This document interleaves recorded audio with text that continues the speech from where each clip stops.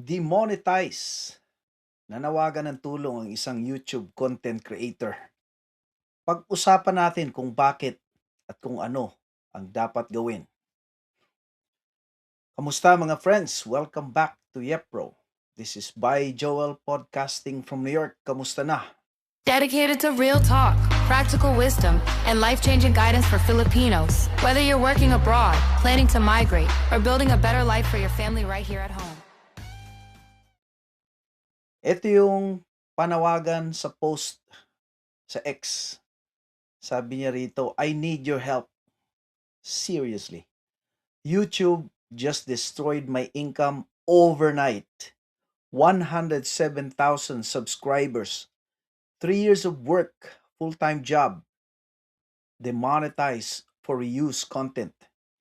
Even though I spend 5 to 6 hours editing every single 1 minute video, original voiceover, original script, original story, custom sound design. I even recorded my entire editing process as proof and submitted it. YouTube support ignored it completely. Copy paste response. No human ever looked at my evidence. I made a video explaining everything. Watch it, share it. Let's make some noise, please. Greetings, Paul. I think ang account na ito is coming from Germany.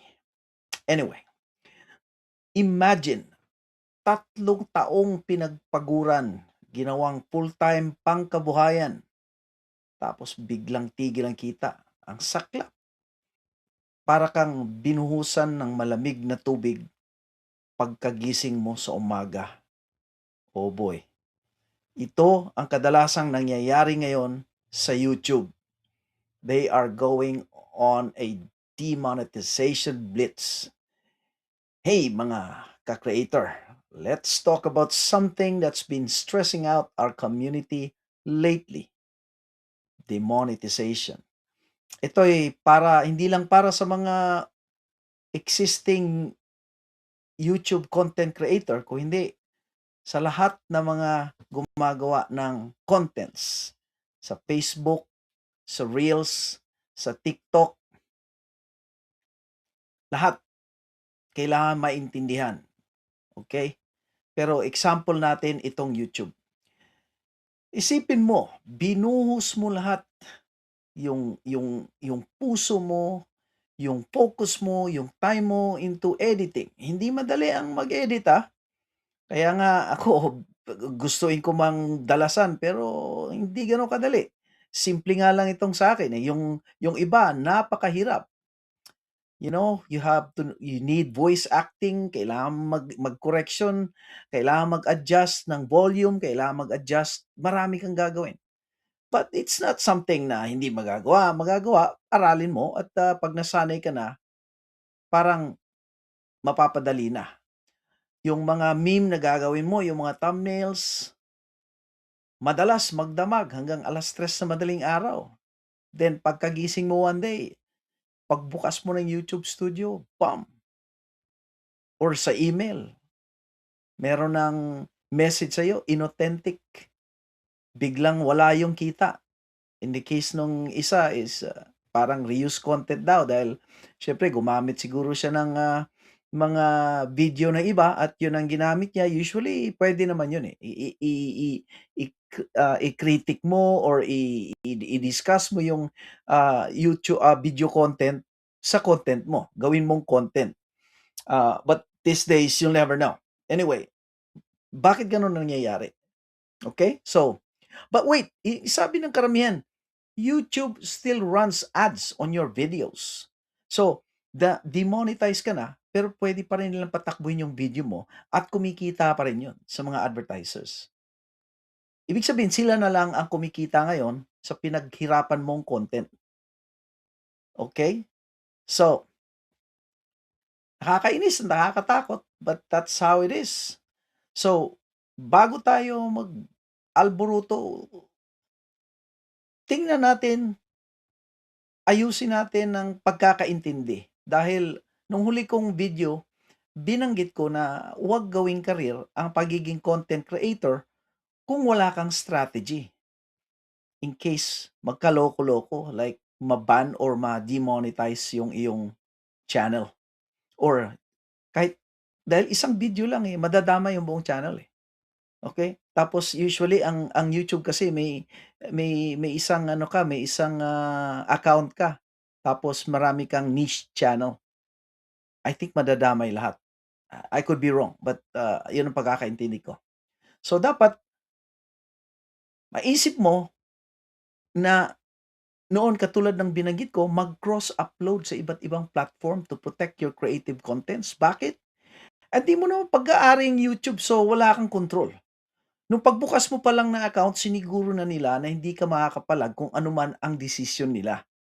'Pag dumating sa puntong ayaw ka nilang bayaran. Kaya nga hindi ka nila pinagbabayad dahil nakikipark lang ka lang ng content mo, lahat tayo. It's a video sharing platform. Yan ang tawag do'n, file sharing in case hindi niyo naisip nung nagdesisyon kayo na gawing pangkabuhayan na maging YouTuber. That's the cold, hard truth. It's sad to say. YouTube is a private company. They built this platform to dominate the industry and make profit. Not because they woke up one day thinking, tulungan natin si Mang Kanor na mag-upload ng video content patungkol sa kanyang mga hobby, mga bisyo, yung kanyang ginagawa.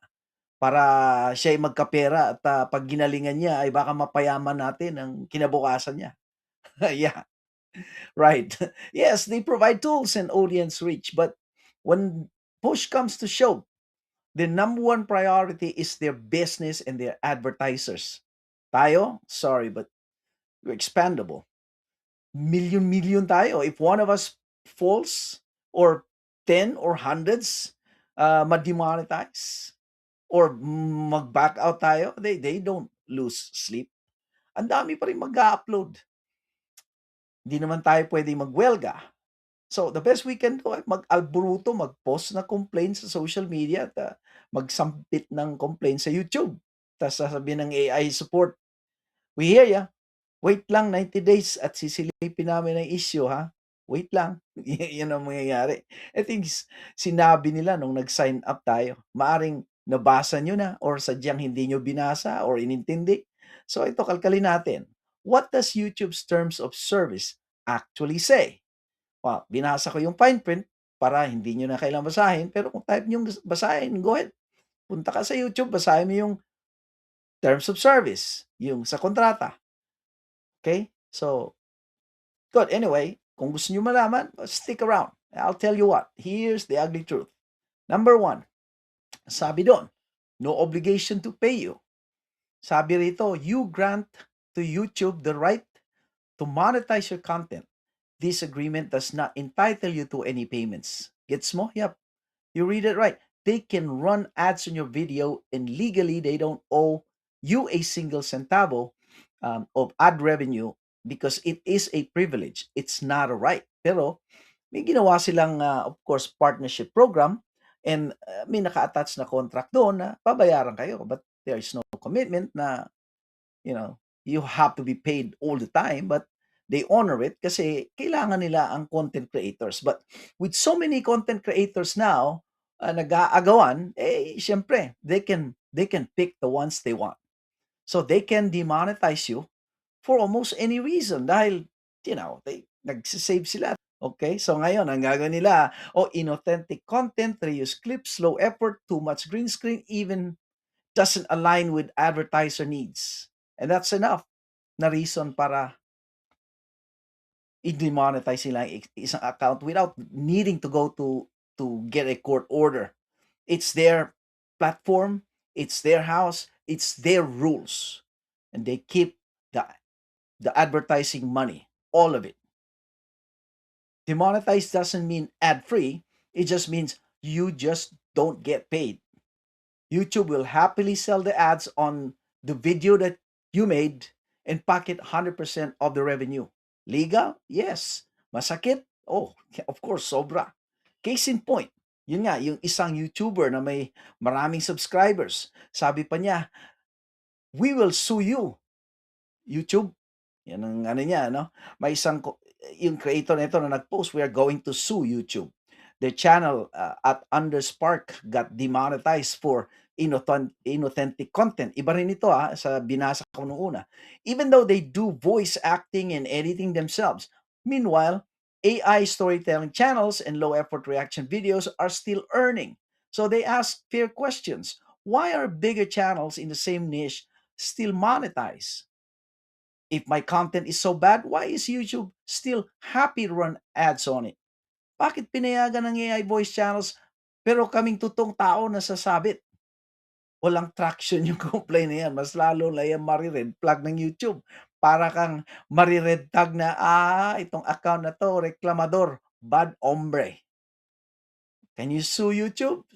Oo naman. Pero di ganun kadali. Technically, you can try. But remember, you agreed to their terms of service.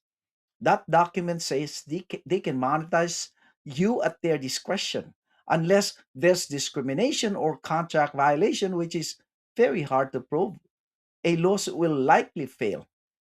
Lawyers are expensive and YouTube, well, let's just assume, dahil sa billion-billion revenue nila, they probably can afford an army of top-notch lawyers. So, what do? Magmumukmuk na lang ba? Well, the smarter game plan is para hindi tayo nagmukhang kawawa, you gotta take it to, possibility of moving to the competitor. Okay, hindi lang naman nag-iisa yan eh. Na-dominate nila ang industry. But there are other services that we could use. Now, here's your Buy Joel's advice. May kasamang, walang judgment ito may kasama lang na pakikiramay. So, number one, back up everything. Don't keep your eggs in one basket. I know, mahirap dahil those are large files.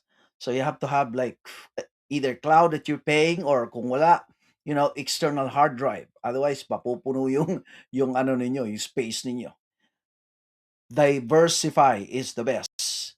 Ibig sabihin, there's other platform like Rumble, Odyssey, or even a simple blog katulad ng ginagawa ko.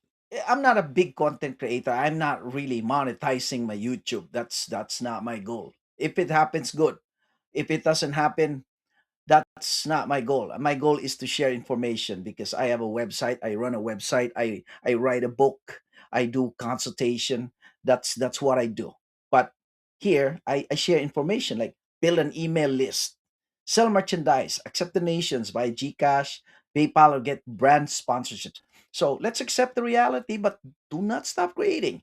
YouTube is a tool. It's not your employer. Use it to grow your brand, but don't let it be your only source of income. Stay authentic but strategic. Follow the rules not because you love them, but because you want to protect your revenue.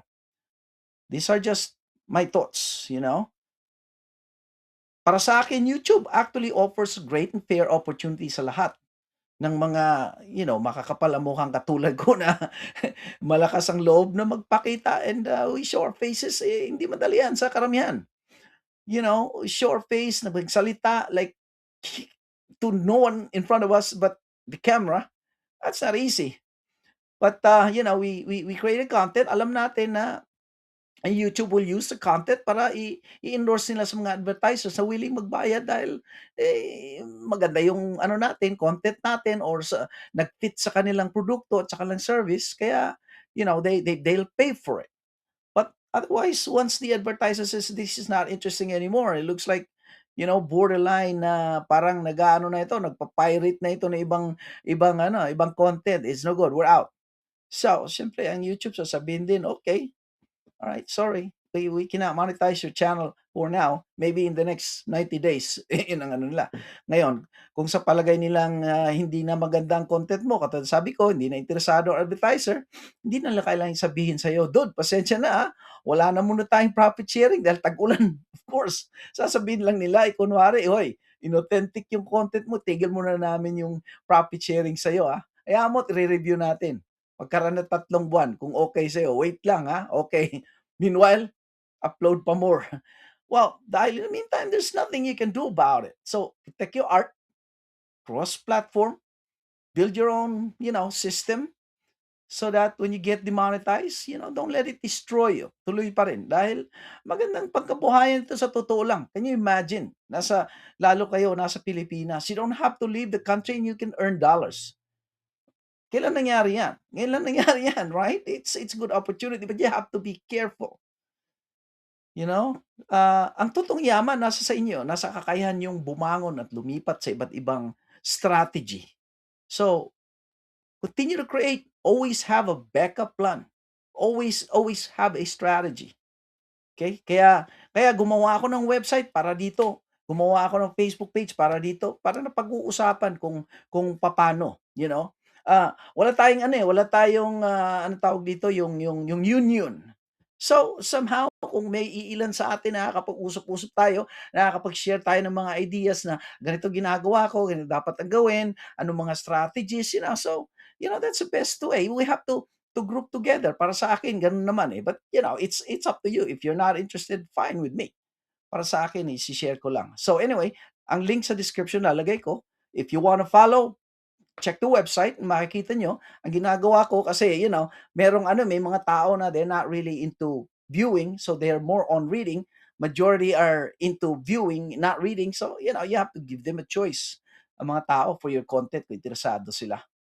And of course, mga sharing tips natin, meron tayong Facebook page. If you're interested, check our Facebook page. Lalagay ko sa description yung links.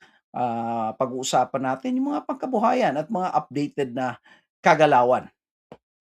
So, sundan nyo lang yung link. So, hopefully, this is something that will serve us some lesson na meron tayo ng pag-aralan, maprotektahan yung ating pangkabuhayan. Okay, so maraming salamat. Till our next podcast episode. By Joel from New York.